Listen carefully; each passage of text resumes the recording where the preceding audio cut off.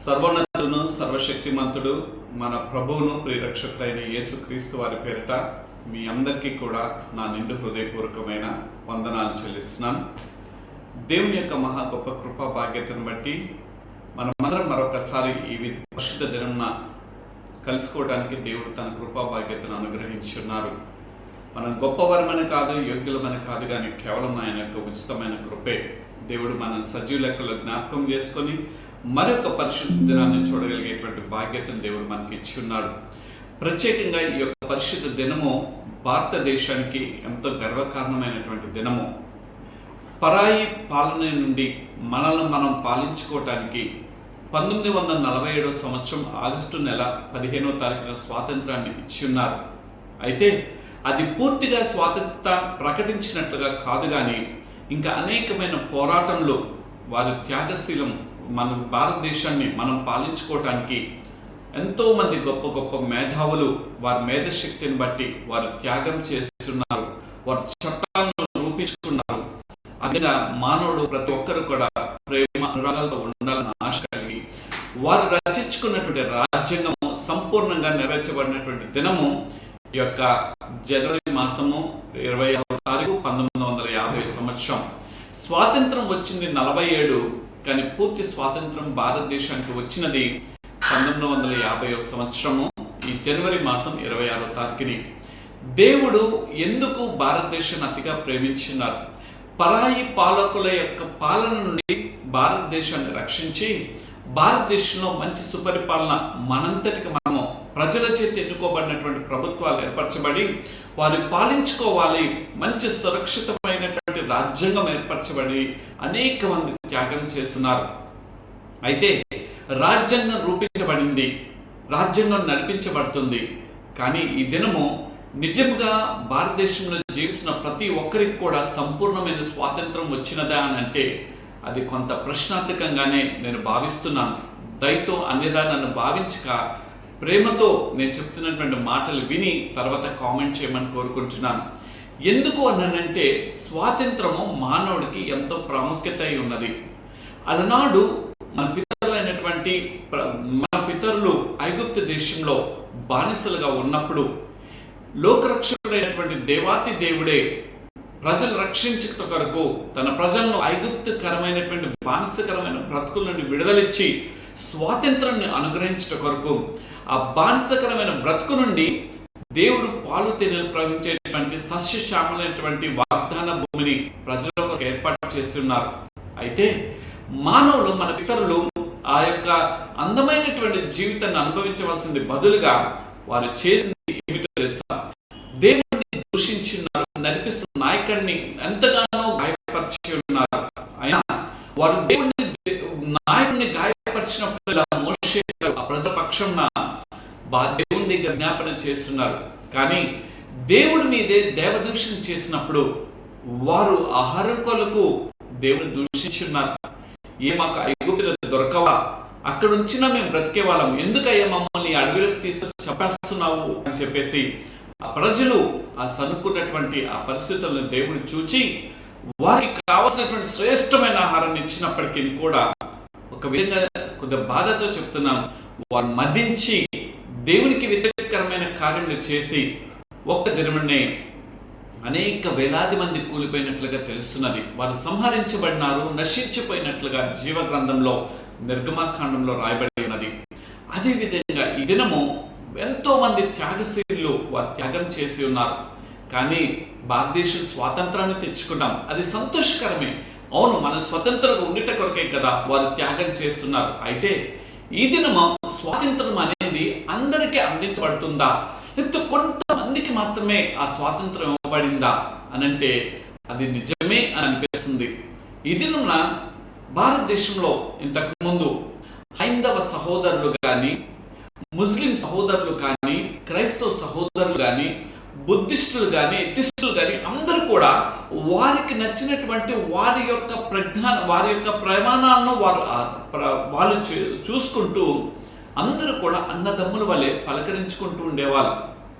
అలనాడు ఒకప్పుడైతే చూచినప్పుడు అనగారి జాతిని వారిని అనగారినప్పుడు చట్టాలు రూపించి అందరికీ స్వాతంత్రతను ఇచ్చి ఉన్నారు.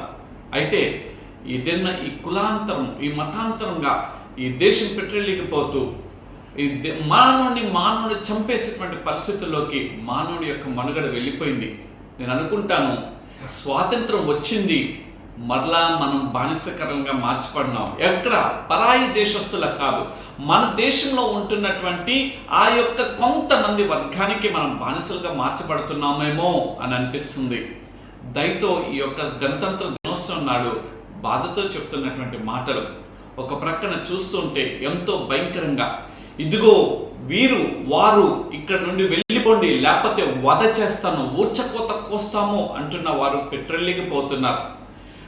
దేవుని యొక్క సేవ చేస్తున్న సేవకులను బయటికి పిలిపించి ఆ ఒరిస్సా రాష్ట్రంలో, ఛత్తీస్గఢ్లో చూసినట్లయితే అక్కడ వరకు ఎందుకు, మన ఆంధ్ర రాష్ట్రంలో మన ఆంధ్ర రాష్ట్రాల్లో ఈ యొక్క పరిస్థితులు ఉన్నాయి. దేవుని యొక్క వాక్యాన్ని చాటిస్తున్నారు. క్రైస్తవులు అనగా కుటుంబాన్ని నాశనం చేసేవారు కాదు. ఒకవేళ క్రైస్తవులు కనుక కుటుంబాన్ని నాశనం చేసినప్పుడు వారిని కూడా, అది నేనైనా ఎవరైనప్పటికీ కూడా వారికి వారి మీద కొంత లక్ష్యం చేసి వారిని కొంత వరకు చట్టానికి అప్పగించవలసిన బాధ్యత ఉంది. కానీ మనుషుడే చట్టాన్ని చేతిలోకి తీసుకొని ఉన్నారు.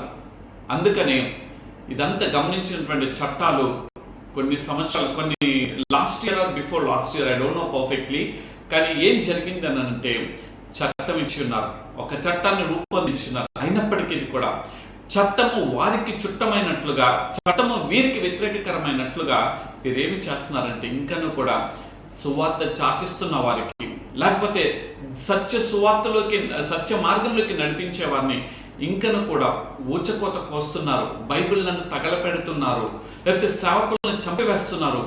ఇంకా బాధాకరమైందంటే ఒక 2-3 దినముల క్రితం చూస్తున్నాం, ఒక సేవకుడు ఒక ఏరియాలో సేవ చేస్తూ ఉంటే ఆ సేవకుడిని పిలిపించి ఆ సేవకుని ఇష్టానుసారంగా తన భార్య, ఒక కూతురని కూడా చూడుకోకుండా తన భార్యను కూడా కొట్టివేసి ఆ బైబిల్ని కింద పడవేసి ఆ షూతోనే ఆ బైబిల్ని తొక్కమన్నటువంటి సన్నివేశం చాలా మంది ఈ యొక్క యూట్యూబ్లో చూస్తున్నారు.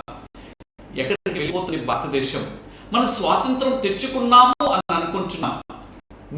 నీ మార్గం ఏంటో నువ్వు బోధించుకో, నీ మార్గం ఏంటో నువ్వు పయనించు, నీకు ఇష్టమైతే ఆ మార్గంలో ఉన్నటువంటి అసత్యమైనది ఏంటో బయటికి తీ, దాన్ని వెలికి తీతని.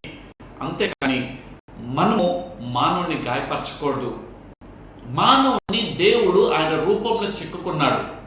అయితే ఈ దినం మానవుడు పశువుల యొక్క మూత్రాన్ని తాగటము, పశువుల యొక్క అంతాన్ని వాళ్ళు సేవించటము, ఇది కొద్ది బాధ కలుగుతున్నది. ఎంత భయంకరంగా అంటే ఆ మూత్రంతో స్నానం చేసి వారికున్న పాపాలు తొలగించబడుతున్నాయి అని అనుకుంటున్నారు. ఇది నిజంగా స్వాతంత్రం వచ్చినట్లుగానైనా? రెండోది, ఆ యొక్క మలము ఉన్నది కదా, ఆ మలమును సేవిస్తున్నారు. నిజంగా మానవుడికి స్వాతంత్రం వచ్చిందా? పాప పరిహారార్థ బలిగా యేసుక్రీస్తు ప్రభువు వారు ఈ లోకానికి ఏతించి పాపాన్ని సమస్తాన్ని నీ పక్షం ఆయన బలియాగమైనాడు. అది కదా నిజమైన రక్షణ. నేను పూజిస్తాను, నేను ప్రకటిస్తున్నటువంటి దేవుడు ఎక్కడ కూడా పాపము చేసినట్లుగా ఈ భూలోకం మీద మానవ రూపంలో ఉన్నప్పుడు చేసినట్లుగా ఈ దినం వరకు కూడా 2025 సంవత్సరము జనవరి మాసము 26వ తారీఖు వరకు కూడా యేసుక్రీస్తు ప్రభు వారు ఇట్లా వ్యభిచారం చేశాడు, యేసుక్రీస్తు ప్రభు వారు ఇట్లా అబద్ధాలాడాడు, యేసుక్రీస్తు ప్రభు వారు ఈ విధంగా ఈ తప్పుడు దోవలో నడిచి ఉన్నాడని కనిపెట్టిన వాడు ఎవడు కూడా లేడు. అందుకనే యేసుక్రీస్తు వారు ఆయన జీవితమే ఒక పరిశుద్ధమైనటువంటి జీవితం. ఆయన జీవితమే మానవుడికి ఒక రక్షణ కలిగించేటువంటి జీవితము. ఆయన జీవితమే మానవుడికి పాపము, శాపము, సమస్త విధమైన దుర్నీతి నుండి దీవెనిచ్చేటువంటి జీవితంగా, స్వాతంత్రం అనుగ్రహించినటువంటి జీవితంగా కనిపిస్తున్నది. అయితే ఈ దినం మనం ఏం చేస్తున్నాం? మనము మానవుడిని ప్రేమించవలసింది బదులుగా వేరే వాటిని మనం పూజిస్తున్నామేమో. అది నిజమైన స్వాతంత్రం కాదు. మన ప్రతి పాపము నుండి మనం విడుదల పొందాలంటే అది పరిశుద్ధత అయి ఉండాలి. నేను కూడా అనుకున్నాను, మేము పూజిస్తున్నది నిజమైన దేవుళ్ళు కాదా, దేవతలు కాదా అని అనుకుంటూ కొంతమంది ఆ దేవుళ్ళు దేవతల పేర్లు మాత్రం మేము చెప్పగలిగేవాడిని. కానీ నేను అంటుండేవాడిని, మాకు 3 కోటి దేవతలు దేవుళ్ళు ఉన్నారనేవాళ్ళం. కానీ వాళ్ళ పేర్లు నాకు కొన్ని మాత్రమే తెలుస్తుండే. కానీ ఎప్పుడైతే ఒక్క దేవుడు, ఆది అంతమై ఉన్నటువంటి దేవుడు, ఆయన సకల మానవాళ పాపము కొరకై ప్రోక్షణ ఇచ్చినటువంటి దేవుడు ఎవరైనా ఉన్నారు పాపము అనేది లేదు అనేది గమనించి నిజమైన లోకరక్షకుడు ఎవరో గుర్తెరిగి ఉన్నాను. ఆ యొక్క లోకరక్షకుడు గుర్తెరిగినటువంటి నేను ఈ దేవుడు నాలాగా నశించిపోతున్నారు. నిజంగా ఈ భూమి మీద ఎవరు కూడా చేయనటువంటి భయంకరమైన పాపములు చేసి దేవుని యొక్క ఉగ్రతకు లోనయ్యి దేవుని యొక్క శాపగ్రస్తమైనటువంటి బ్రతుకు దేవుని చేత తృణీకరించబడి శాపగ్రస్తమైనటువంటి బ్రతుకున్నటువంటి నన్ను దేవుడు వెతికి రక్షించి తన కుమారునికి అంగీకరించి ఈ దినం ఆయన పాద దాసుడుగా ఉండేటువంటి కృపా భాగ్యతనిచ్చున్నారు. ఈ మాటలు వింటున్నటువంటి నీవు ఆ యొక్క బానిసకరమైన బ్రతుకు నుండి దేవుడు పూర్తి స్వాతంత్రతను దేవుడు నీకు నాకు ఇవ్వాలని ఇష్టపడుతున్నాడు. ఈ స్వాతంత్రత మనకు మొదట కావాలి అని అంటే మొదట మానవుల్లో కావాల్సింది ఏమిటో తెలుసా? అది లేకపోతే మన పూర్వీకులు మన పెద్దవారు పోరాటం చేసిన వారు ఈ యొక్క భారతదేశానికి పూర్తి స్వాతంత్రం తీసుకొచ్చేవారు కాదు. ఏ విధంగా మొదటగా స్వాతంత్రం మనకు అనుగ్రహించబడుతుందో తెలుసా? యోహాను సువార్త 15వ అధ్యాయము 13వ వచనంలో ఒక మాట రాయబడి ఉంటుంది. తన స్నేహితుల కొరకు తన ప్రాణము పెట్టు వాని కంటే ఎక్కువైన ప్రేమ గలవాడెవ్వడునూ లేడు. అనగా స్వాతంత్రము సంపాదించాలని అంటే మొదట మన కుటుంబము అనగా మన దేశాన్ని మనం మొదటగా ప్రేమించాలి. అందుకనే రాజా రామ్మోహన్ రాయ్ గారు దేశం అంటే మనుషులే, దేశం అంటే మట్టి కాదు, దేశం అంటే మనుషులే అని అన్నారు. అనగా దేశాన్ని ప్రేమించిన వారిగా మనం ఉండాలి. ఈ దినము దేశం గురించి అట్లుంచితే ఈ లోకం కొరకు ప్రతి ఒక్క మానవాళి కొరకు యేసుక్రీస్తు అందరికీ ప్రభువుగా ఈ లోకానికి తెంచి ఎందుకు ఉన్నాడో తెలుసా?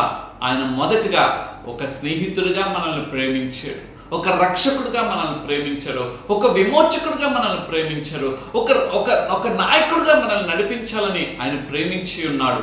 అందుకనే మనలో మొదటిగా ఈ యొక్క జనవరి మాసం రిపబ్లిక్ దినమున మనం నేర్చుకోవాల్సింది ఏమిటో తెలుసా? స్నేహము అనేది మనం కోరుకున్నట్లయితే మనలో ప్రేమ అనేది వస్తుంది. పగ ఉన్నట్లయితే మనకు ద్వేషం అనేది పెంపొందింపబడుతుంది. ద్వేషము మానవుడు ద్వేషించుకోవటం కాదు కదా, నీ రూపంలోనే ఆ రూపం కూడా ఉన్నది. అయితే ఆ రూపాన్ని నువ్వు ప్రేమించవలసిందే, ఆ రూపంతో నువ్వు స్నేహం చేయవలసింది. బదంగా నీ రూపంలో నేలి వాటిని నువ్వు రూపంగా ఎంచుకుంటూ వాటిని ప్రేమిస్తున్నావా? వద్దు, అది బానిసకరమైన బ్రతికే. దేవుడు మనల్ని స్వతంత్రంగా చేయట కొరకే ఈ భూమి మీద సజీవ లెక్కలో ఉంచున్నారు. కాబట్టి మనము మన భారతదేశాన్ని ప్రేమించేవారుగా ఉందాం. అనగా భారతదేశంలో ఏర్పరచబడిన చట్టాన్ని మనం గౌరవించేవారుగా ఉందాం, ఆ చట్టాన్ని ప్రేమించేవారుగా ఉందాం, ఆ చట్టానికి బద్ధులమే మనము ఈ లోకంలో మనం జీవించినంతకాలము ఒకరికొకరు స్నేహితుల వలె ప్రేమ కలిగి జీవించుదాం. ఎప్పుడైతే ఆ ప్రేమ ఉంటుందో ప్రాణం పెట్టాలనే మనసు ఉంటుంది. A friend in need is a friend indeed. నీ యొక్క స్నేహితుడు ఆపదలో ఉన్నప్పుడు ఆ స్నేహితుడిని ఆదుకుంటమే కదా. నిజమే కదా. ఒక సంఘటన గడిచిన వారమో అంతకు ముందు వారమో నేను చెప్పి ఉన్నాను. ఏమిటంటే నువ్వు కుల ప్రాతిపదికన నువ్వు ఆ అపాయం జరిగినప్పుడు, ప్రమాదం జరిగినప్పుడు ఆడు అంటరాని వాడు అని చెప్పేసి నిన్ను వదిలిపెట్టి వెళ్ళిపోతే నీ మనసు ఎంత గాయమవుతుంది? అలా కాదు కదా. నీ మనసు ఆ క్షణంలో, ఆ యొక్క గడియల్లో అది ఆలోచించేము, అయ్యో నాలాంటి మానవుడు ఒకడు ప్రమాదంలో ఉన్నాడు, ఆ మానవుడిని రక్షించాలి, ఆ మానవుడు ఒక హాస్పిటల్కి చేర్చాలి, ఆ మానవుడిని బ్రతికించాలి అనే కోరిక కలుగుతుంది కదా. అదే ఉన్నతమైన కుటుంబం, తక్కువ కుటుంబం అనుకోండి, నన్ను ఎంతకాలం వీడు ఏడిపించాడు, ఈ ఉన్నతమైన కుటుంబాన్ని నేను ఎందుకు రక్షించాలని అనుకుంటే మన ప్రాణము గాలిలో కలిసిపోతుంది కదా. అది కాదు కదా. నిజమైన స్నేహితుడు తన్ను ప్రేమించి వారి కొరకు ప్రాణం పెడతాడు. అదేవిధంగా నేను ప్రకటిస్తున్నటువంటి దేవుడు నిన్ను ప్రేమిస్తున్నాడు, నన్ను ప్రేమిస్తున్నాడు, మన అందరినీ ప్రేమిస్తున్నాడు. అయితే ఆయన మన కొరకు ప్రాణం పెట్టి ఉన్నాడు. ఆయన కొరకు నువ్వేమిస్తూ ఉన్నావు? ఆయన నీకు కొరకు ప్రాణం పెట్టి ఉన్నప్పుడు ఆయన ప్రాణానికి నువ్వు విలువిచ్చే వ్యక్తిగా ఉంచినావా, లేకపోతే ఆయన బాధపరిచే వ్యక్తిగా నువ్వు ఉంచినావా? ఈ దినం కొన్ని వాక్యాలు మనం చూసుకుందాం. ప్రాణం పెట్టిన వాడికి కూడా ఏమని ఉంటుందంటే ఆత్మతో ప్రాణము అంటే ప్రేమ కలిగినప్పుడు మనం ఎలా ఉంటామో తెలుసండి. ఒక విషయాన్ని చూపించాలని కోరుకుంటున్నాను. 2 కొరింథీయులు రాసినటువంటి పత్రికలోకి వెళ్దాం. 2 కొరింథీయులు రాసినటువంటి పత్రికలో ఒక మాట, అద్భుతమైన మాట అక్కడ రాయబడి ఉన్నది. 2 కొరింథీయులు రాసిన పత్రిక 3వ అధ్యాయంలోకి మనం వెళ్దాం. 3వ అధ్యాయంలో ఈ మాటను మనం కొద్దిసేపు చదువుకుందాం. 3వ అధ్యాయము 17వ వచనంలో ఈ విధంగా రాయబడి ఉన్నది. ఏమని ఉన్నది అని అంటే చూద్దాం. ప్రభువు యొక్క ఆత్మ ఎక్కడ ఉండునో అక్కడ స్వాతంత్రం ఉంటుంది. నువ్వు ప్రేమ, త్యాగము, ఇతరుల కొరకు ప్రాణం పెట్టాలని ఎక్కడ ఉంటావో అక్కడ ప్రభు యొక్క ఆత్మ ఉంటుంది. నిజమే, యేసుక్రీస్తు ప్రభు వారు నీ కొరకు ప్రేమ కలిగి ఒక నార రూపిగా ఒక తగ్గింపు కలిగినటువంటి జీవితంలో నిన్ను ప్రేమించి ఈ లోకానికి వచ్చి ఉన్నారు. నీకు మార్గం ఏంటో ఆయన చూపించున్నాడు. చివరికి నీ కొరకు, నా కొరకు మనం అనుభవించవలసిన శిక్ష, మనం అనుభవించాల్సిన బాధలు, మనం అనుభవించాల్సిన ఆ నరక యాతన ఆయన తన భుజ సంధాన మీద వేసుకుని ప్రాణం పెట్టి ఉన్నాడు. ఎందుకొరకో తెలుసా? నిన్ను నన్ను ఒక స్వతంత్రులుగా చేయట కొరకు. ఈ దినం గణతంత్ర దినోత్సవం చేసుకుంటున్న భారతీయులు మనం, we must be proud to be an Indian. మనం ఒక భారతీయులుగా అది గౌరవించాలి. We are republican country, our country is a republican country, but where we are really we got the republic to our country. మన భారతదేశం నిజంగా స్వాతంత్రం వచ్చినదా అని అంటే అది ప్రశ్నార్థకంగానే ఉంది. ఆ స్వాతంత్రము దేని కొరకు తెలుసా? నీ యొక్క మనసు ఎప్పుడు ప్రేమతో కూడుకొని ఉంటుందో, నీ మనసు ఎప్పుడు ఇతరులను ప్రేమించే విధంగా ఉంటుందో, నీ స్నేహితుడిని ప్రేమించే విధంగా ఉంటుందో, నీ ఇరుగు పొరుగు వారిని ప్రేమించే విధంగా ఉంటుందో, అప్పుడు నువ్వు వారి కొరకు ప్రాణం పెట్టగలుగుతావు. ఆ ప్రాణం పెట్టడం ద్వారా వారిని నీ వారిగా నువ్వు చేర్చుకుంటావు, నీ వారిగా వారిని అంగీకరిస్తావు, వారికి ఒక స్వాతంత్రతను అనుగ్రహిస్తావు. ఈ యొక్క గణతంత్ర దినోత్సవం యేసుక్రీస్తు వారి యొక్క పరిశుద్ధ నామంలో నువ్వు నేను నేర్చుకోవాల్సింది ఏమిటో తెలుసా? తండ్రి, కుమార, పరిశుద్ధాత్మ చేత నడిపింపబడుతూ ఆయన కొరకు మనం వేచి చూసి దేవుడు మనకు అనుగ్రహించే స్వాతంత్రతను పూర్తిగా ఒకరికొకరము స్నేహ స్వభావంతో, ఒకరికొకరు ప్రేమతో, అన్యోన్యతతో మనం ఇతరుల కొరకు ఇతరులకు ఏ బానిసకరమైన బ్రతుకులు ఉన్నారో వారికి కూడా విడుదలించట కొరకు మనవంతుగా మనం ప్రయాస పడుతూ ఉందాము. ఎప్పుడైతే అటువంటి ప్రయాస పడుతుంటామో యోహాను సువార్త 8వ అధ్యాయము 36వ వచనంలో ఈ విధంగా ఈ మాట రాయబడి ఉన్నది. యోహాను సువార్త 8వ అధ్యాయము 36వ వచనము ఏమన్నదో తెలుసా? కుమారుడు మిమ్మల్ని స్వతంత్రంగా చేసిన యెడల మీరు నిజముగా స్వతంత్రులై ఉందరు. కుమారుడు అనగా యేసుక్రీస్తు ప్రభువు వారు కనుక నిన్ను స్వతంత్రుడిగా చేసి ఉన్నట్లు అని నువ్వు గ్రహించగలిగితే నువ్వు నిజముగా స్వతంత్రుడివే. లేకపోతే నువ్వు బానిసకరమైనటువంటి బ్రతుకులో జీవిస్తున్నటువంటి వాడివే. నా ప్రియ సహోదరుడా, ఈ యొక్క స్వాతంత్రం మనకు కావాలి అని అంటే వారు మన కొరకు ఎంత త్యాగం చేస్తున్నారు. కొన్ని అంశాలు ఈ దినం మనం చూసుకొని ముందుకు కొనసాగిపోదాం. ఒక స్వాతంత్రము రావడం అంటే అది మా ఆషామాషి విషయం కాదండి. దానికి ఎంతో శ్రమ ఉంటుంది, దానికి ఎంతో బాధలు అనుభవించాలి, ఎన్నో ప్రాణాలు త్యాగం చేయాలి. అప్పుడు కానీ ఒక దేశానికి స్వాతంత్రం వస్తుంది. కానీ నేను ప్రకటిస్తున్నటువంటి దేవుని యొక్క పరిశుద్ధమైన ఒక రక్తం ద్వారా, ఆ ప్రాణ క్రయధనముగా ఆయన పెట్టినటువంటి ఆ బలియాగం ద్వారా నీకు నాకు పాపం నుండి, శాపం నుండి, బానిసకరమైన బ్రతుకు నుండి ఆయన మనకు స్వాతంత్రతను అనుగ్రహించినారు. ఏమిటి కొన్ని విషయాలు మనం చూసుకుందాం. మొదటిగా మనకి స్వాతంత్రం రావాలి అని వారు ఏమని ఆలోచన చేస్తున్నారంటే they have sacrificed their lives. వారి యొక్క జీవితాలని వారు పణంగా పెట్టి ఉన్నారు, అనగా అర్పణ చేసి ఉన్నారు. ఇదే విధంగా పరిశుద్ధ లేఖన గ్రంథంలో యేసుక్రీస్తు ప్రభువు వారు నీ పక్షంన నా పక్షంన ఆయన ఏమి చేస్తున్నారంటే ఇందాకే చదివాం కదండి. యోహాను సువార్త 15వ అధ్యాయము 13వ వచనంలో ఇందాక మాట చదివినాం కదా. తన స్నేహితుల కొరకు తన ప్రాణం పెట్టు వానికంటే ఎక్కువైన ప్రేమ. అంటే ఈ లోకంలో ప్రేమలు ఎలాంటివి అని అంటే అవి కొంత మేరకు ఉంటాయి, కొంత తర్వాత ప్రేమ తరిగిపోతుంటది. లేకపోతే నీ భార్య నీతో నమ్మకంగా కొంతకాలం ఉంటుంది. ఆ కొంతకాలం తర్వాత తను నిన్ను ప్రేమించకపోవచ్చు. కానీ నిన్ను పిండంగా రూపింపబడకముందే ప్రేమించినటువంటి దేవుడు మరలా తిరిగి తన కొరకు జీవించినప్పుడు ఆ పరలోక రాజ్యంలో నివాసం ఏర్పరిచేంత వరకు కూడా ఆయన నీతో ఉండేవాడై ఉన్నాడు. శరీర రీతిగా మాత్రమే ఇది తాత్కాలికమైన జీవితమే. కానీ ఈ తాత్కాలికమైన జీవితంలో ఒక రూపాన్ని ఇచ్చినందుకు ఆ రూపం చేత దేవుని నువ్వు తెలుసుకున్నప్పుడు, దేవుని యొక్క త్యాగం ఏంటో, ఔన్నత్యం ఏంటో నువ్వు గుర్తెరిగినప్పుడు అప్పుడు ఆయన నువ్వు సొంత రక్షకుడిగా అంగీకరించగలుగుతావు. అందుకని మొదటిగా వారు చేసినటువంటి త్యాగం ఏంటి తెలుసా? ప్రాణం పెట్టి ఉన్నారు. భారతదేశానికి కూడా స్వాతంత్రం సంపాదించడం కొరకు ఎంతో మంది, లెక్కలేనంత మంది ఊచకోత కోయబడ్డారండి. ఎంతగానో బాధింపబడి ఉన్నారండి. భర్తని, భార్యని, పిల్లల్ని అందరిని చంపివేసినప్పటికీ కూడా నా భారతదేశానికి నేను స్వాతంత్రం తెచ్చుకోవాలి, నా భారతదేశాన్ని రక్షించుకోవాలని చెప్పి కొంతమంది వారు హింసాత్మకంగా వెళ్ళి ఉన్నారు. కొంతమంది అయితే అహింసా మార్గంలో కూడా మన భారతదేశానికి స్వాతంత్రం తీసుకొని వచ్చినారు. అందులో మన పితామహుడైనటువంటి మహాత్మా గాంధీ గారు. ఈ దిన ఆయన్ని స్మరించుకోవాల్సిన బాధ్యత ఉంది. ఆయన ప్రక్కన నడిచి ఎంతో మంది త్యాగపూరితంగా ఇగో కొట్టుకోవటం, చంపుకోవటం వల్ల కాదు, కానీ ఇదిగో అహింసా రూపంలో నేను నా దేశానికి స్వాతంత్రం తీసుకురావాలని ఎక్కడి నుండి నేర్చుకున్నాడు తెలుసండి? పరిశుద్ధ లేఖన గ్రంథంలో నుండి మన జాతీయ పిత మహాత్మా గాంధీ గారు తెలుసుకున్నాం. ఇదేనున్న ఈ మాటలు వింటున్నటువంటి నీవు దేవుడు నీ కొరకు ఏం త్యాగం చేస్తున్నాడో నువ్వు గుర్తెరుగుతున్నావా? త్యాగం ద్వారా ఆయన సంపాదించింది ఏంటో ఎరుగుతున్నావా?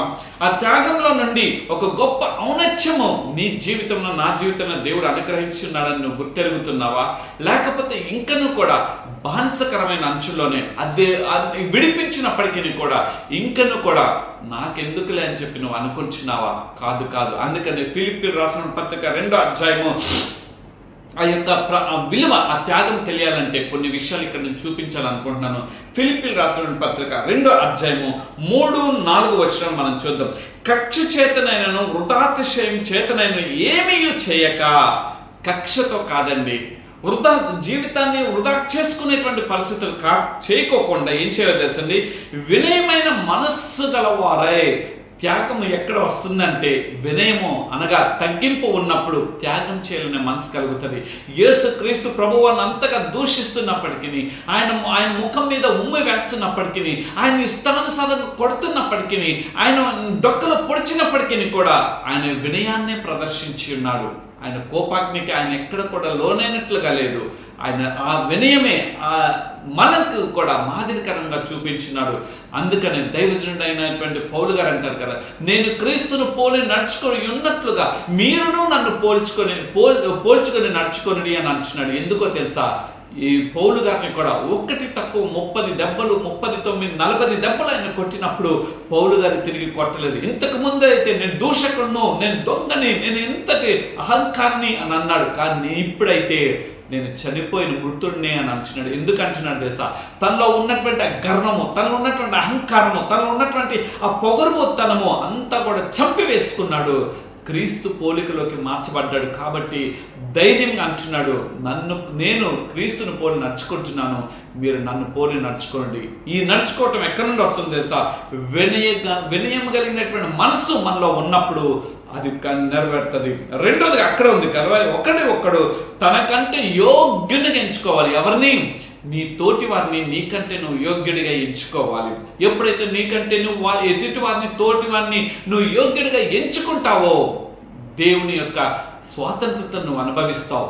ఒక మాట నేను చెప్పనా? మదర్ తెరీసా గారి దగ్గరికి వెళ్ళినప్పుడు ఒక విలేకరి అనేక మార్లు చెప్పినట్లు నాకు జ్ఞాపకం, కానీ మరొకసారి ఈ సందర్భాన్ని బట్టి చెప్తున్నాను. ఆమె దగ్గరికి ఒక విలేకరి వెళ్ళినారు. ఇక నువ్వు ఎంతో మందికి పరిచర్య చేస్తా, అసలు ఏం చేస్తుంది అని చెప్పేసి ఆలోచన చేసి వెళ్ళినప్పుడు ఒక్కసారిగా తెలియకోకుండా ఆమె వెళ్ళి చూచినప్పుడు, ఆ వ్యక్తి విలేకరి చూచినప్పుడు ఆ విలేకరి గమనించింది ఏంటో తెలుసా? మదర్ తెరీసమ్మ తల్లి ఆ యొక్క కుష్ఠరోగికి ఆ యొక్క మలముని లేకపోతే ఆ వాంతిని తన చేతులతో పట్టుకుంటున్న సన్నివేశాన్ని చూసి గుండె తరుక్కుపోయిందండి. ఇంతటి గొప్ప పరిచర్య ఆమె చేస్తున్నదా? ఎక్కడి నుండి అంటే తెలుసా? అప్పుడు ఆ యొక్క విలేకరి మదర్ తెరీసా నుంచి అడిగారంట, ఏ విధంగా నువ్వు ఈ పరిచర్య చేయగలుగుతున్నావమ్మా అని చెప్పేసానంటే ఆ విలేకరికి ఆ తల్లి చెప్పినటువంటి మాట ఏంటి తెలుసా? నేను నాకంటే నా ఎదుటి వారిలో యోగ్యునిగా వారిని ఎంచుతున్నాను కాబట్టి నేను ఈ పరిచర్య చేయగలుగుతున్నాను. నా ప్రియ సహోదరుడా, ఈ యొక్క గణతంత్ర దినోత్సవం నాడున నీవు ఇతరులని ఒక యోగ్యులుగా ఎంచగలుగుతున్నావా? ఇతరులని నువ్వు ప్రేమించే అనుభవంలోకి నువ్వు వస్తున్నావా? ఇతరుల పట్ల నువ్వు ప్రేమ విధేయత కలిగిన వారిగా ఉంచినావా? ఇతరులను నువ్వు వారితో కలిసి ప్రేమతో సరిదిద్దే వారిగా ఉంచినావా? ఇతరులను నువ్వు దూషించే వ్యక్తిగా ఉంచినావా? దూషించడం నీ వంతు కాదు కదా. ఆయనకి చోటివ్వమని చెప్పి వాక్యం సెలవిస్తుంది. ఆయన తీర్పునకు మనం చోటిద్దాం. మన తీర్పు తీర్చడానికి కాదు కదా దేవుడు ఈ అవకాశాన్ని ఇచ్చింది. ఈ మాటలు వింటున్నావు కదా, నీలో మొదట ఇతరులను యోగ్యులు ఎంచేటువంటి అటువంటి sacrificial life is important in our spiritual life. మన ఆధ్యాత్మిక జీవితంలో అటువంటి త్యాగపూరితమైన జీవితం ఉండాలి. త్యాగపూరితమైనటువంటి జీవితం ఉన్నప్పుడు ఇతరులను నువ్వు యోగ్యులుగా ఎంచుకుంటావు. ఎప్పుడైతే నువ్వు యోగ్యులుగా ఎంచుకుంటావో, అందుకని నువ్వేం చేస్తావు తెలుసా? కీర్తనకారుడు రాస్తాడు చూడండి, కీర్తనకారుడు 82 సంకీర్తన ఒక మాట అక్కడ రాయబడి ఉన్నది. 82 సంకీర్తన అక్కడ ఒక మాట ఏమని రాయబడి ఉందంటే 3-4 వచనాల్లో ఒక అద్భుతమైన మాట రాయబడి ఉన్నది. ఏమని అంటే చదువుతున్నాను చూడండి. 82:3-4 పేదలకును తల్లిదండ్రులు లేని వారికి న్యాయం తీర్చుడి, శ్రమగల వారికి దీనులకును న్యాయం తీర్చుడి, దరిద్రులను నిరుపేదలను విడిపించుడి, భక్తిహీనుల చేతుల నుండి వారిని తప్పించుడి. ఈ మాటలు కొంత బాధ కలుగుతూ ఉంటాయి.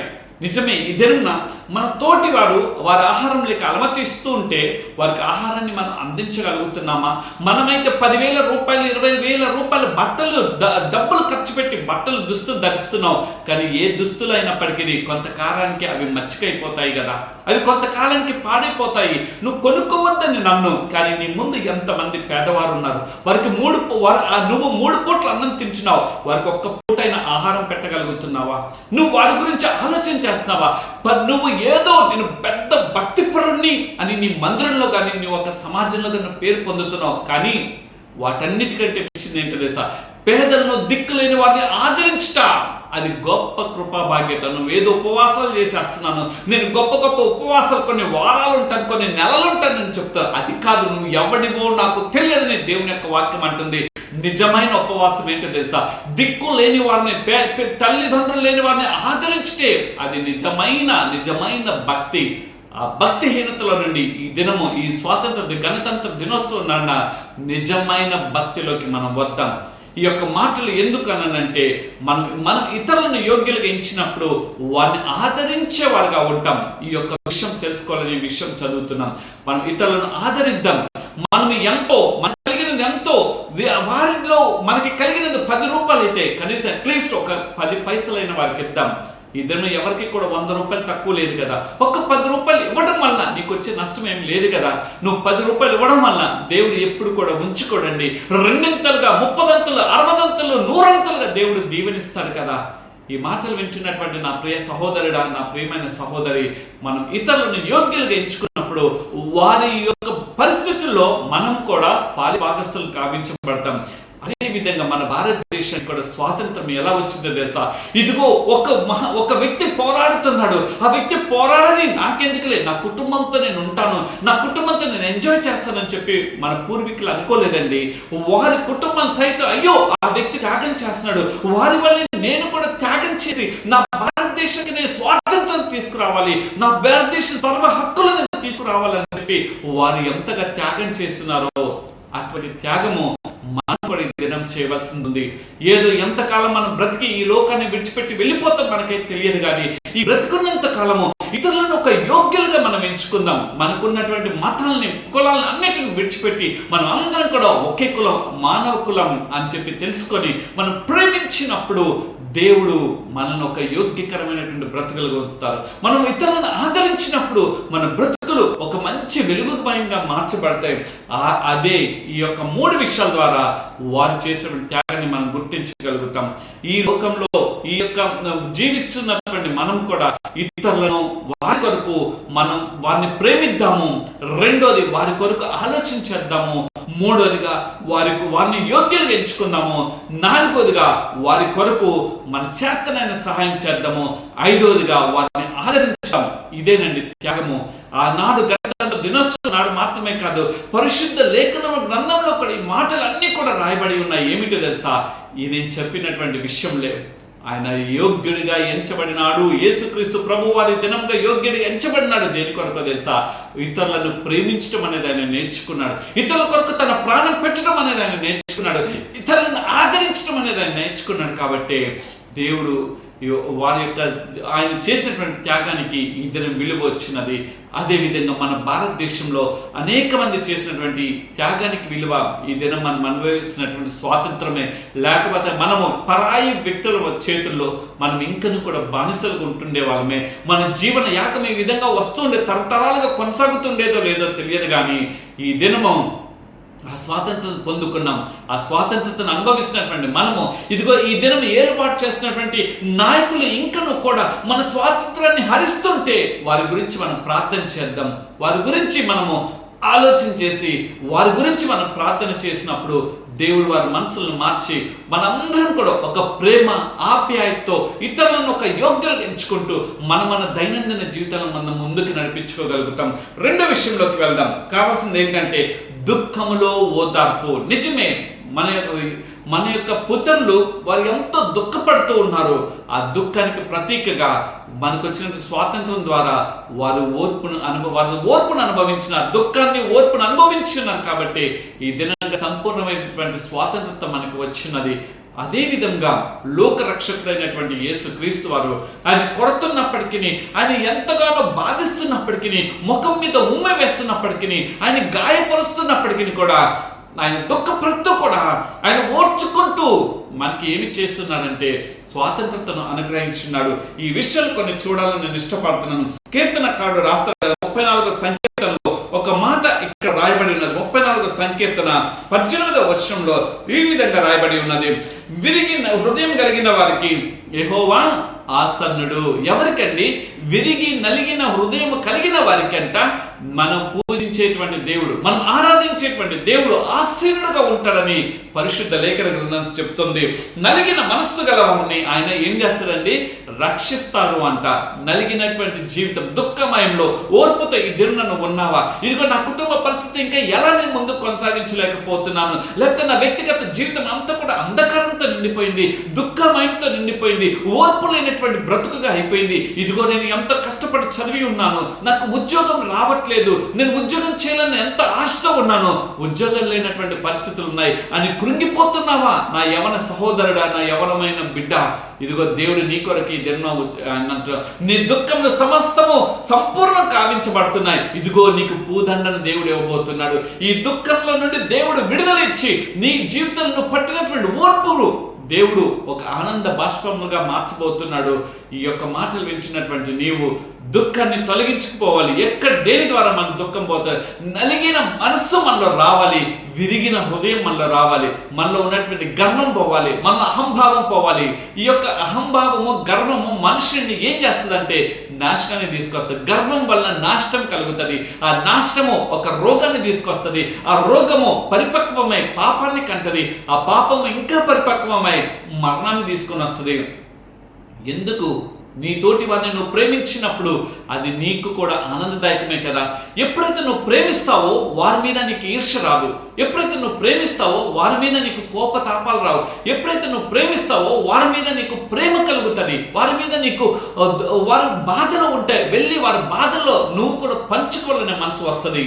నువ్వు కూడా వారితో పాటు కలిసి సహకరించి ఏ విధంగా నా తోటి వాడిని నేను ఆ పరిస్థితులను బయటికి తీసుకురావాలి అనే మనసు నీకు కలుగుతుంది.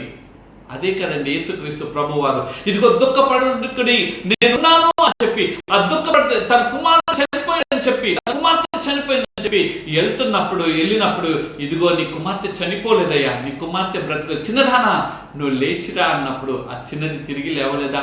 ఇదిగో కుష్టి రోగంతో బాధపడుతూ ఉన్నప్పుడు ఆ యొక్క కుష్టి రోగిని దేవుడు బాగు చేయలేదా? గుడ్డి వాడిని దేవుడు ఆయన ఆదరించినప్పుడు నీ గుడ్డితనం తొలగిపోనుగా కన్నప్పుడు ఆ గుడ్డితనం తొలగిపోయి దావీదు కుమారుడా అని చెప్పేసి దేవుని దగ్గర మొరపెట్టినప్పుడు దేవుడు ఆయనకి స్వస్థత ఇవ్వలేదా? ఎన్ని గొప్ప ఔన్నత్యమైన కార్యములు చేస్తున్నారు. ఈ దినం నీవు నేను కూడా అటువంటి విరిగి నలిగిన హృదయం కలిగిన వారిగా ఉన్నప్పుడు మనము మన జీవితాల ముందు కొనసాగబడతాం. విరిగి నలిగిన హృదయము మన పితరులకు ఉండబట్టే మన దేశానికి పూర్తి స్వాతంత్రతను మనకు తీసుకొచ్చిన్నారు. అయితే స్వాతంత్రత పొందుకున్నటువంటి నువ్వు గర్విస్తున్నావా? నాకు డబ్బు ఉంది అన్న అహంభావంతో ఉన్నావా? నీ డబ్బు నువ్వు చనిపోయినప్పుడు నీ పెట్టులో పెట్టి పంపించరు నీ కుటుంబీకులు. నువ్వు చనిపోయినప్పుడు నీ డబ్బుని నీతో పాటు పెట్టి ఇదిగో ఆ బంగారంతో పాటు నిన్ను ఆ గోతులో పాతి పెట్టడం, లేకపోతే నిన్ను కాల్చివేయరు, ఖననం చేయరు. వారు ఏం చేస్తారు తెలుసా? వారు దొంగిలిస్తారు. దేని కొరకు ఈ యొక్క భయంకరమైనటువంటి బ్రతుకు ఈ దినంలో మానవుడు దేని కొరకు జీవిస్తున్నాడు? ఒకరిని కొల్లగొడుతూ నువ్వు దోచుకుంటున్నావా? ఆ దోచుకున్నది నీ దొంగలు దాన్ని నీ దగ్గర నుండి దోచుకుంటారు కదా. ఎంత భయంకరమైనటువంటి పరిస్థితులు! ఈ యొక్క గణతంత్ర దినోత్సవం నాన్న ప్రేమతో దేవుడు నిన్ను హెచ్చరిస్తున్నాను. మనలో రెండోదిగా దుఃఖము, ఓర్పు మనలో ఉండాలని, అంటే విరిగి నలిగిన హృదయం మనలో ఉన్నప్పుడు దేవుడు మనతో సమీపంగా ఉంటాడు. ఆ దుఃఖానికి దేవుడు తీసివేసి నీ జీవితానికి ఒక స్వాతంత్రతను అనుగ్రహిస్తానని పరిశుద్ధ లేఖన గ్రంథం ద్వారా నన్ను హెచ్చరిస్తున్నాడు. రెండోదిగా చూసినట్లయితే 2 కొరింథీయులకు రాసిన పత్రిక మాటలు మనం చూద్దాం. 2 కొరింథీయులకు రాసిన పత్రిక 1వ అధ్యాయము ఇక్కడ రాయబడింది. 2 కొరింథీయులకు రాసిన పత్రిక 1వ అధ్యాయం 5వ వచనం చూడండి. క్రీస్తు యొక్క శ్రమలు మాకు ఎలాగ విస్తరించుచున్నావో అలాగే క్రీస్తు ద్వారా ఆదరణయు మాకు విస్తరించుచున్నది. యేసు క్రీస్తు ద్వారా ఏ విధంగా అయితే ఆ యొక్క శ్రమలు మనం పొందుతున్నామో ఆ శ్రమల ద్వారా మనకి ఆదరణ కలుగుతుంది. ఆదరించి దేవుడు అని మాట ద్వారా అర్థమవుతుంది. నిజమే, అనేకమైన శ్రమలు మన పితరులు పడి ఉన్నారు కదండి. అనేకమైన బాధలు వారు అనుభవించున్నారు కదా. ఆ శ్రమలను వారు శ్రమలుగా ఎంచుకోకుండా ఆ శ్రమలను ఒక సన్మానాలుగా మనకు భారతదేశానికి స్వాతంత్రం తీసుకుంటాం రాకుండా వరకు వారు ఎంచుకున్నారు. కాబట్టి ఈ దినం ఆ శ్రమలు మనం ఒక సన్మానాలుగా అనుభవించేటువంటి బాధ్యత వచ్చినది. అయితే ఈ దినము మరలా మానవుని శ్రమలోకి నెట్టివేస్తున్నావా? మరలా ఈ దినము మానవుని ఒక బాధాకరమైన పరిస్థితులకు నువ్వు నెట్టివేస్తున్నావా? వద్దు నా ప్రియ సహోదరుడా, మనం ఇతరులను ఆదరించే అనుభవంలోకి వెళ్దాం. యేసు క్రీస్తు ప్రభు వారు ఏ విధంగా మనల్ని ఆదరించి ఉన్నాడో మనము కూడా ఇతరులను ఆదరించేవారుగా, అదే నిజమైన స్వాతంత్రత అని ఈ దినంలో మనం తెలుసుకుందాం. మూడవదిగా చూసినట్లయితే 116 సంకీర్తనలో కూడా ఒక మాట రాయబడి ఉంటుంది. 116 సంకీర్తన ఇక్కడ మాట రాయబడి ఉన్నటువంటి మాటను చూద్దాం. 116 సంకీర్తన 15వ వచనంలో ఈ మాట విధంగా, యెహోవా భక్తుల మరణము ఆయన దృష్టికి విలువగలదు. మనం ఈ లోకాన్ని ఆదరించినప్పుడు ఆ ప్రేమను, ఆప్యాయతను, వారి పట్ల వినయ మనస్కులు కలిగినప్పుడు మనం చనిపోయినప్పుడు అయ్యో అని చెప్పి మన కుటుంబీకుల కంటే కూడా ఇతరులు ఎంతగానో దుఃఖపడుతుంటారు. ఒక వీడియో నాకు ఎప్పటికి కూడా బాధపడుతూ ఉంటుంది. అది చూసినప్పుడు కన్నీరు వస్తుంటుంది. తన యజమానుడు చనిపోయినప్పుడు ఇంట్లో ఆ యొక్క శునకాన్ని, ఆ కుక్కని పెంచుకుంటూ ఉంటాడు. ఆ పెంచుకుంటున్నప్పుడు ఆ యజమానుడు చనిపోయి ఉన్నాడు. ఇంట్లో వారందరూ కూడా ప్రక్కన కూర్చొని ఉంటే పెట్టి ప్రక్కన కూర్చొని కన్నీరు విరుస్తూ ఆ యొక్క కుక్క అది లెగ్స్ తోలుతున్నప్పటికీ కూడా మరలా తిరిగి వచ్చి అది పైకెక్కి తన యజమానుడు ఆ యజమానుని పెట్టుకొని తీసుకొని వెళ్తుంటే వారితో కలిసి వెళ్ళింది. ప్రతి దినము కూడా అది ఆ శ్మశానం దగ్గరికి వెళ్ళి తన యజమానుడి దగ్గర కాసేపు కూర్చొని కన్నీరు విడుస్తుంది. ఇది నిజంగా జరిగినటువంటి సంఘటన. ఈ దినంన దేవుడు నీ కొరకు మనం ఎప్పుడు అంతమైపోతామో మనకు తెలియదు. కానీ మన ఆదరణ, మనం చేసిన మంచి క్రియలు, మనం చేసినటువంటి మనం కనపరిచినటువంటి ప్రేమ, వారి కొరకు మనం చేసినటువంటి ఆ మంచి మనసు ఉంటుంది చూసారా, అది మనతో పాటు వస్తుంది. మనం ఈ లోకాన్ని విడిచిపెట్టినప్పటికీ కూడా నీ సత్కార్యంలో నీ వెంట వచ్చును అని పరిశుద్ధ లేఖన గ్రంథం చెప్తుంది కదా.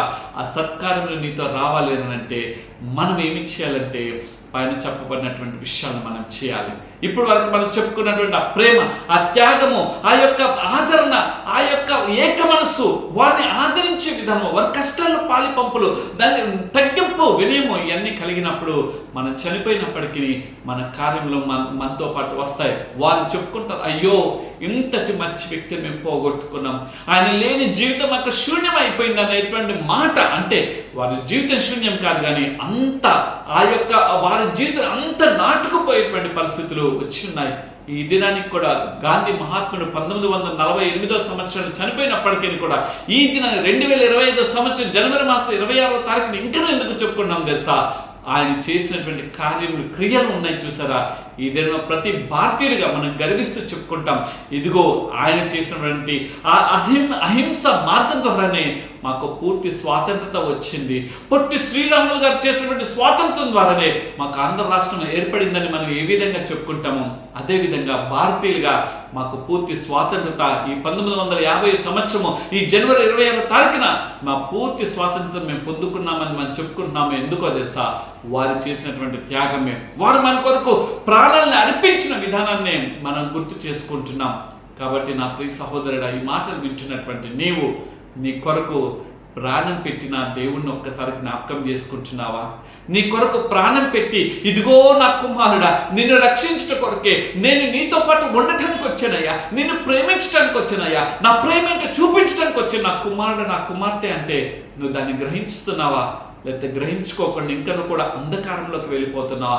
ప్రేమ శాశ్వత కాలం ఉంటుంది. నీవు నీ భర్తను, నీ భార్యను ప్రేమించినప్పుడు నీవు కోల్పోయినప్పటికీ కూడా నీ భార్య నీ ప్రేమను జ్ఞాపకం చేసుకున్న జ్ఞాపకాల్లోనే ఉంటున్నటువంటి భార్యలు ఎంతమంది లేరండి? ఆ వక్ర మార్గంలో వెళ్ళే స్త్రీల గురించి, పురుషుల గురించి నేను మాట్లాడలేదు.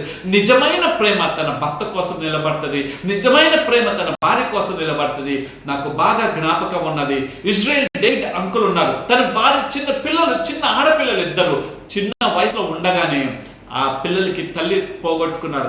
ఈయన ఒక తల్లిగా ఉండి ఆ ఆడపిల్లలకి అన్ని కార్యం చేస్తున్నారు. ఎంతో మంది చివరికి మా తండ్రి గారు కూడా సలహా ఇచ్చినారు, అయ్యా చిన్న బిడ్డలయ్యా వివాహం చేసుకుంటే.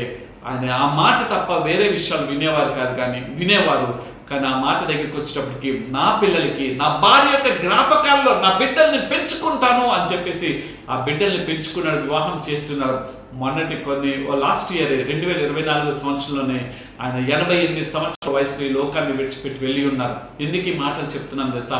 నిజమైన ప్రేమ అట్లా అది శాశ్వతంగా నిలిచబడుతుంది. అదే క్రీస్తు ప్రేమ.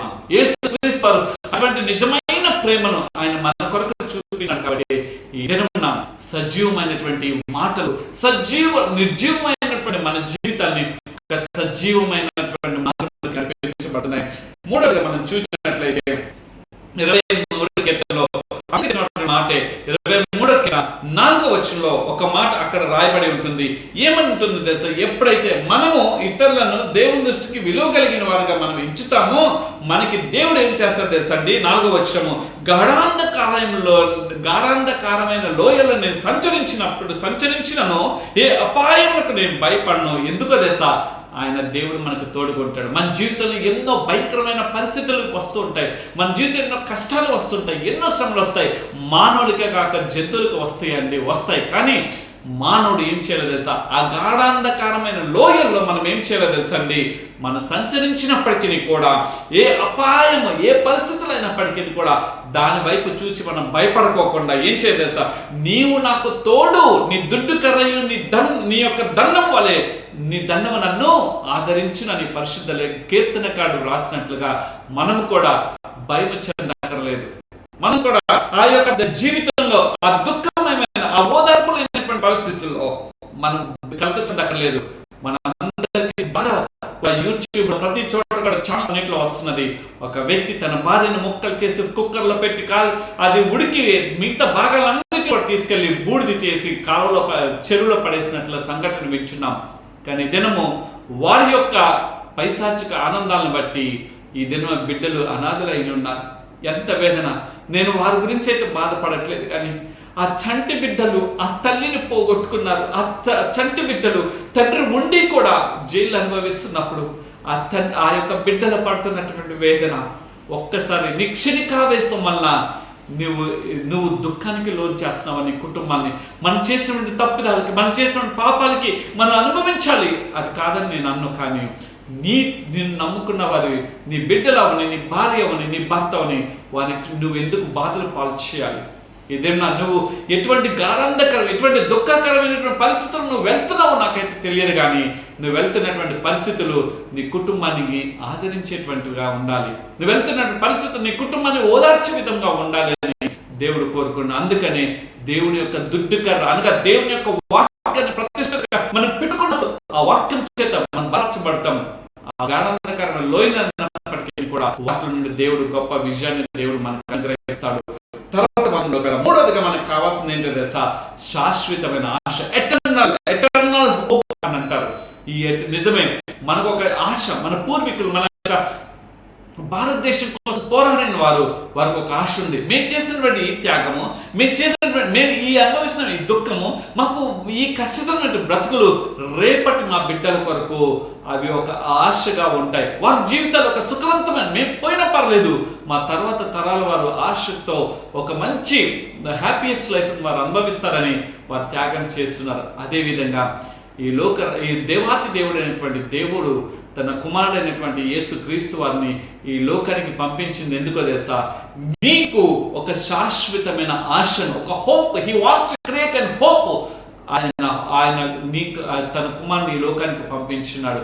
అయితే ఈ యొక్క ఆశలో, ఈ శాశ్వతమైన ఆశలో యోహాను సువార్త 11వ అధ్యాయంలో ఒక మాట రాయబడి ఉంటుంది. యోహాను సువార్త 11వ అధ్యాయము 25-26 వచనాలు కొద్ది మనం చూసుకుందాం. 11వ అధ్యాయము 25-26 వచనాలు ఇక్కడ రాయబడి ఉంది. ఏమనుందంటే చూడండి, అందుకు యేసు పునరుద్ధానమును నేనే, జీవమును నేనే, నా యందు విశ్వాసం ఉంచువాడు చనిపోయినను బ్రతుకును.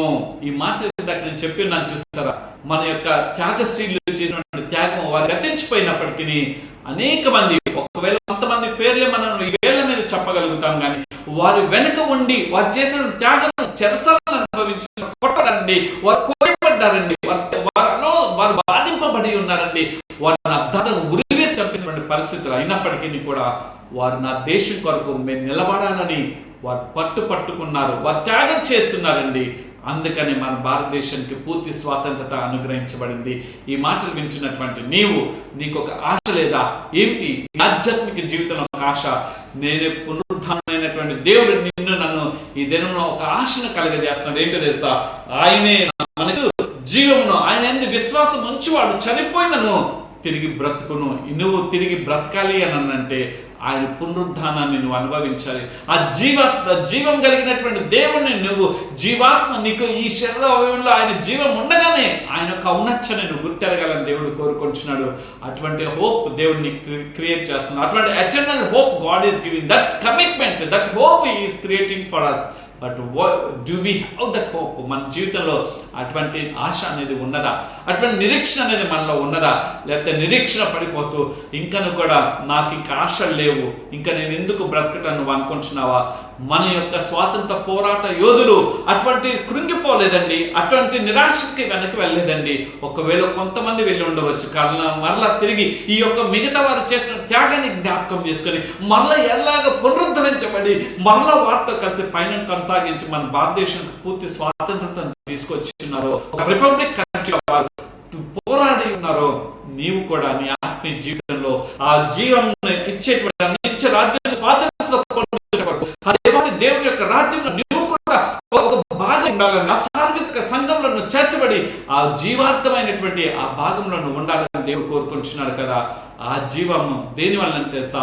విశ్వాసం ద్వారా కలుగుతుంది. ఆ విశ్వాసాన్ని ఈ యొక్క దేవుడు నీలో పెంపొందింపచేయడు. వారికి ఒక విశ్వాసం ఉంది, ఏదో భారతదేశం ఒక స్వాతంత్రత అనేది వస్తుంది అని విశ్వాసం ఉంది. అదే విధంగా నీ ఆధ్యాత్మిక జీవితంలో కూడా అటువంటి విశ్వాసం ఉండాలని దేవుడు కోరుకుంటున్నాడు. ఇంకా కొద్ది ముందుకు వెళ్ళినట్లయితే 1 తెస్సలోనికీయులకు రాసిన పత్రిక 13:14 నిరీక్షణ ఇతరుల వల్ల దుఃఖపడు నిమిత్తము, నిరీక్షణ ఇతరులు కనుక ఏ విధంగా దుఃఖపడి నిరుత్సాహం లోదారు అవదలి పని, ఇంకా నేను ఎందుకులే టైం వేస్ట్ చేసుకోవటము, ఇంకా ఎందుకు నేను వేచి చూడటము అని నువ్వు ఇతరుల వల్ల నిరీక్షణ లేని వాడిగా ఉన్నావో, నా ప్రియ సహోదరుడా, నా ప్రియమైన సహోదరి, నా యవ్వన కుమారుడా, నా యవ్వన కుమార్తె, దేవుడు ఏదైనా పిలుస్తున్నారు. ఇతరుల వల్ల నువ్వు నిరీక్షణ లేని వాడి వల్లే కాకుండా నువ్వు దేవుని యందు నిరీక్షణ కలిగి ఉన్నప్పుడు, ఆయన యందు హోప్ కలిగి ఉన్నప్పుడు, he will make your hope fulfilment. ఆయన నీ యొక్క నిరీక్షణని ఆయన ఫలప్రదంగా చేయగలుగుతాడు. అటువంటి నిరీక్షణ కలిగిన వాడిగా ఉండాలని దేవుడు కోరుకుంటున్నాడు. మూడవదిగా గ్రంథం 21:4 ఉంది కదా, ఆయన ఎప్పుడైతే నీ యొక్క నిరీక్షణ ఆయన బలపరుస్తాడో, నీ యొక్క ప్రతి బాష్ప బిందువు వాడై ఉన్నాడు. నువ్వు ఒకవేళ నిరీక్షణ లేని ఇతరుల వల్ల నువ్వు ఉండకోకుండా నువ్వు దేవుని నిరీక్షణ కలిగి ఆయన యొక్క విశ్వాసంలో నువ్వు పెంపొందబడినప్పుడు, నీ జీవితం కొనసాగినప్పుడు నీ ప్రతి బాష్ప బిందువును ఆయన తుడిచివేయవాడే ఉన్నాడు. ఒకవేళ ఏ పరిస్థితుల్లో ఉన్నావో నాకు తెలియదు. ఈ దినం ఉద్యోగం లేక అలమటిస్తున్నావా? ఈ దినంలో ఉద్యోగం లేక నువ్వు ఎంతగానో బాధపడుతున్నావా? ఉద్యోగం లేక నువ్వు ఎంతగానో నువ్వు వేసారిపోతున్నావా? నా దేవుడు ఏమని అంటున్నాడంటే, నువ్వు నిరీక్షణ లేని ఇతరుల వల్లే కాకుండా దేవుడు నీ జీవితంలో మహిమకరమైన కార్యం చేయాలని, ఒక అద్భుతమైన కార్యం చేయాలని, ఒక ఆశ్చర్యమైన కార్యం ఏంటో తెలుసా? నీ ప్రతి బాష్ప బిందువును ఆయన తుడిచివేయాలని ఇష్టపడుతున్నాడు. ఆయన చేతులకి మనం అప్పగించుకుందామా? ఎప్పుడైతే అప్పగించుకుంటామో దేవుడు he will give the protection to your life.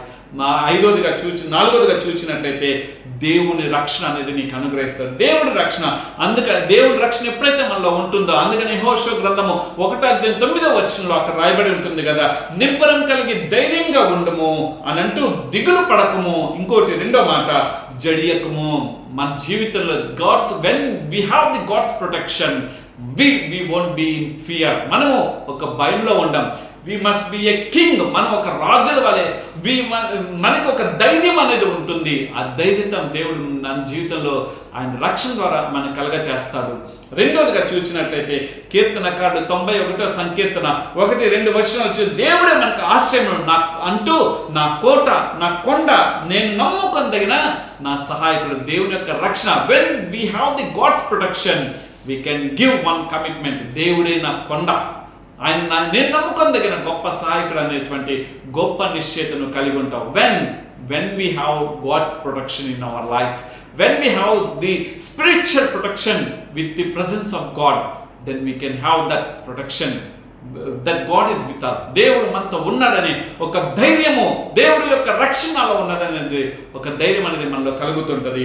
మూడోదిగా చూసినట్లయితే ఇదే కీర్తనకారుడు 90వ సంకీర్తన 9-10 వచనం రాస్తాడు, దేవుడు మనకు నివాస స్థలముగా, ఆయన రక్షణ ఉంటే ఆ రక్షణ ద్వారా మనం ఈ విషయంలో మనం పెంపొందించుకున్నప్పుడు, ఆయన నమ్ముకున్నప్పుడు ఆయన మనకేమైపోతాడు తెలుసా? మనకు ఒక నివాస స్థలముగా ఉంటాడు. ఆయన నివాస స్థలం ఉంటే ఎంత అద్భుతమైన జీవితం మనలో ఉంటుంది. ఆయన నివాస స్థలంలో మన జీవితాలు ఉన్నప్పుడు మన బాధలు, మన దుఃఖము సమస్తాన్ని విడిచిపెట్టి ఆయన కొరకు పోరాటం చేసే యోధులుగా మనం మార్చబడతాం. ఆ నివాస స్థలము నువ్వు ఈ దినం ఇవ్వాలని దేవుడు అడుగుతున్నాడు. నువ్వు ఇస్తావా? లేకపోతే ఇంకా కూడా నాకు ఇంకా సమయం ఉంది, నేను లోకంలో అనుభవించవద్దా? చాలా బాధాకరమైన సన్నివేశాలు చూస్తుంటే కనిపిస్తుంది. తన భర్త ఒక మెకానిక్, ఈమె సాఫ్ట్వేర్ ఇంజనీర్ చదివితే, ఆ భర్త తీసుకొని వచ్చి హైదరాబాద్ ఏదో వేరే ఊరు నుండి తీసుకొచ్చి హైదరాబాద్ పట్టణంలో తన మెకానిజం చేసుకుంటూ తను ఉద్యోగం చేసుకుంటే, తను వేరే వక్ర మార్గంలో వెళ్ళిపోయి, నువ్వు నాకు ఇప్పుడు అక్కర్లేదు అని చెప్పి వేరే ప్రేమలోకి వెళ్ళిపోయింది. ఎంత బాధాకరం. ఆ భర్త, నా భార్య ఇప్పటి వరకు తప్పిదాలు చేస్తున్నది నాకు తెలిసిందే, అయినప్పటికీ కూడా ఆ భార్యను నేను బతిమలాడుకుంటున్నాడు ఆ ఒక ప్రోగ్రామింగ్ ద్వారా, ఇప్పటికైనా చేయొద్దనంటే నువ్వు నాకు అక్కర్లేదు అని అంటుంది. ఎంత భయంకరమైన పరిస్థితుల్లోకి ఈ దినం సమాజం వెళ్ళిపోయింది. ఈ మాటలు నేను ప్రోత్సహించవలసి వస్తుంది. ఏమి తెలుసా? నా దేవుని యందు మనం ఆయన్ను ఒక నివాస స్థలంగా ఏర్పరచుకోవాలంటే మన హృదయం అనేది మొదట శుద్ధి చేయబడాలి. మన హృదయం అనేది మొదట కడగబడాలి. మన హృదయం అనేది మనలో ఉన్నటువంటి పాపము, దోషము, సమస్త దుర్నీతి నుండి మనం విడుదల పొందుకోవాలని దేవుడు కోరుకుంటున్నాడు. అందుకనే కీర్తనకారుడు కూడా రాస్తాడు 46 సంకీర్తన 1 మాటలో కూడా ఉంటుంది కదా, దేవుడే మనకు ఆశ్రయం దుర్గమై ఉన్నాడు, ఆపత్కాలంలో ఆయన నమ్ముకొనదగిన సహాయకుడు. ఒకవేళ మనుషుడైతే కొంతసేపు నడుస్తాడు, మనుషుడైతే కొంతసేపు నీకు నేను ఆశ్రయంగా ఉంటాను, నీకు నేను తోడుగా ఉంటాను అని చెప్పి మన ప్రేమలో ఎంతో కసితో ఆ దిన పెళ్లిలో ప్రమాణాలు చేస్తాం. కొంత గడిచిపోయిన తర్వాత ఆ యొక్క భార్యతో మనం తోడుగా ఉన్నాం, భర్తతో మనం తోడుగా ఉన్నాం. కానీ నిన్ను సృష్టించిన సృష్టికర్త అయినటువంటి దేవుడు ఆయన నీకు తోడుగా, ఆయన ఆశ్రయదుర్గంగా ఉండాలి, ఆయన నీకు కోటగా ఉండాలి, ఆయన నీకు కొండగా ఉండాలని, ఆయన నీలో ఒక నివాస స్థలాన్ని ఏర్పరచుకొని జీవించాలని ఇష్టపడుతున్నాడు. అయితే ఆయన రావటానికి నీ హృదయము అంత కూడా మలినంతో ఉంది. మన హృదయాన్ని మనం శుద్ధి చేసుకోవాలి, మన హృదయాన్ని మనం కడుక్కోవాలి. మన హృదయాన్ని కడుక్కున్నప్పుడు ఆయన నివాసానికి ఒక యోగ్యంగా మార్చబడుతుంది. ఎప్పుడైతే యోగ్యంగా మార్చుకుంటామో ఆయన మన ఆపత్కాలను నమ్ముకొనదగిన గొప్ప సహాయకుడిగా ఉంటాడు. ఆయన ఒక ఎబినేజర్గా నీ జీవితంలో ఉండాలని ఇష్టపడుతున్నాడు, ఒక ఇమ్మాన్యుయల్గా నీకు తోడుగా ఉండాలని ఇష్టపడుతున్నాడు. ఆయన ఒక శాశ్వతమైన ప్రేమతో నిన్ను ప్రేమించాలని ఇష్టపడుతున్నాడు. ఆఖరిగా చూసినట్లయితే, ఈ ఆఖరి భాగంలో చూసినట్లయితే స్ట్రెంగ్త్ ఫర్ ది ఫైట్, పోరాటానికి బలము. మన ఆధ్యాత్మిక జీవితంలో పోరాటానికి బలం ఎంతో ప్రాముఖ్యం. మనం పోరాడున్నది శరీరంతో కాదు, అంధకారంతో, శరీరంతో కాదు, అధికారంతో కాదు, కానీ ఆకాశ మండలమున దురాత్మ శక్తులతో మనం పోరాడుతున్నాం. అటువంటి స్పిరిచువల్ ఫైట్ అని చేయాలనంటే we must have some qualifications. మనకు ఒక అర్హతలు మనకి కావాలి. ఆ అర్హతలు ఏంటో చూద్దాం రండి. మొదటిగా దేవుని యొక్క సైనికుని వలె, ఇది 2 తిమోతికి రాసిన పత్రిక 2వ అధ్యాయం 3-4 వచనాలు, 2 Timothy 2nd chapter 3rd and 4th verse, క్రీస్తు యొక్క మంచి సైనికుల వలె మనం ఉండాలి. ఒక పోరాట యోధుడు, ఒక పర్ఫెక్ట్, నిద్రని పక్కన పెడతాడు, వాడి కుటుంబ వ్యవస్థను కూడా మర్చిపోతాడు. ఇదిగో నా దేశం కొరకు నేను పోరాడాలి అని చెప్పి ఏ విధంగా ఒక దృఢ నిశ్చయంతో ఉంటాడు. ఒక ఫైటర్ ఏ విధంగా ఆ ఫైట్ ని సక్సెస్ఫుల్ చేయాలని అనుకుంటున్నాడో, we must also be in a spiritual life to fight with our enemy. మనం కూడా మన ఆధ్యాత్మిక జీవితంలో మన శత్రువుతో మనం పోరాడాలి అనే ఒక సైనికుల వలె మనం పోరాడినప్పుడు మనం విజయాన్ని సాధిస్తాం. ఆ యొక్క శక్తి మనకి ఎక్కడి నుండి వస్తుంది తెలుసా? యేసుక్రీస్తు యొక్క పాదాల చెంత చేరినప్పుడు మాత్రమే. రెండోదిగా చూసినట్లయితే కనుక మనము 1 కొరింథీయులకు రాసిన పత్రిక 6వ అధ్యాయం 16వ అధ్యాయం 13వ వచనం, విశ్వాసమునందు నిలకడగా నిలిచి ఉండుడి. మన విశ్వాసముని, మన స్ట్రెంగ్త్ ఏంటో తెలుసా? మనకు దేవుడు ఇచ్చినటువంటి విశ్వాసం నందు మనం నిలకడగా నిలిచి ఉండేవారుగా మనం ఉండాలి. మూడోదిగా కీర్తనకారుడు 112వ సంకీర్తనలో ఆయన రాస్తూ ఉంటాడు కదండి. దయచేసి మాటలు మనం చూద్దాం. 112వ సంకీర్తనలో అక్కడ రాస్తున్నాడు 6 నుండి 8 వరకు ఉన్నటువంటి మాటలు ఈ విధంగా రాయబడిన, అటువంటి ఎప్పుడు కదిలింపబడరు. ఎప్పుడైతే పోరాట యోధులుగా ఉంటామో, ఒక ఫైటర్గా మనం ఉంటామో, నోబడీ కాంట్ డిస్టర్బ్ us, మనల్ని ఎవడు కూడా కదిలించలేడు. 2, నీతిమంతులు నిత్యము జ్ఞాపకంలో ఉందరు.